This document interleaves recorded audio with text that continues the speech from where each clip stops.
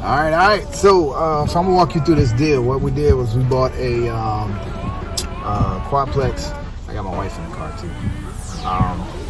But we bought this quadplex with a VA loan, and the reason we bought it is because we were living in an apartment after selling our house, because we were looking for some land to build a house. Well, when you move into an apartment, you got like 12 months to get out, and or take the rent that they give you for the next year, because you know they're gonna raise the rent. So instead of doing that, I was like, because we did find the land, but not in enough time to build a property on before our lease was expired. So I was like, okay, instead of doing that, so we don't feel pressure or push, let's just buy a quad, because banks will allow you to buy up to 4 units and still consider it a residential loan. So that's FHA, VA, USDA, whatever, right? So we found a quad, bought the quad, and it just so happens that the quad actually appraised for $100,000 more than what we purchased it for. And we actually found this on the MLS, or the multi-listing service, which some of y'all would know. This is what you get from your broker when dealing with your broker when looking for a house, right? And so when we did that, we were able to raise rents in 2 of the areas. Get my food here. All right, thank you. Have a great day. You too. Now, why didn't nobody tell me that Checkers got wings? And they good too. Anyway, back to the story. We were able to rent it out for about $1,100, $1,150 for one, $1,000 for another. That one we inherited, and then another one upstairs for $1,050. And we're staying in one, right? So once we move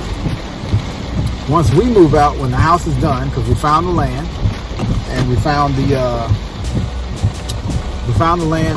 the contractor that was able to build the house at the price that we wanted. Sorry, I'm back now here. Then we're gonna move somebody in our unit for $1,200, because that's what the rents are in the area now. $1,200. So why do I tell you this? Is because what the mortgage is. Our mortgage is about $2,500. That includes insurance, taxes, and everything. Once that's paid off, we'll still bring in, I think it was about $1,300 a month off of that property, which will help pay for the mortgage on the house that we're building.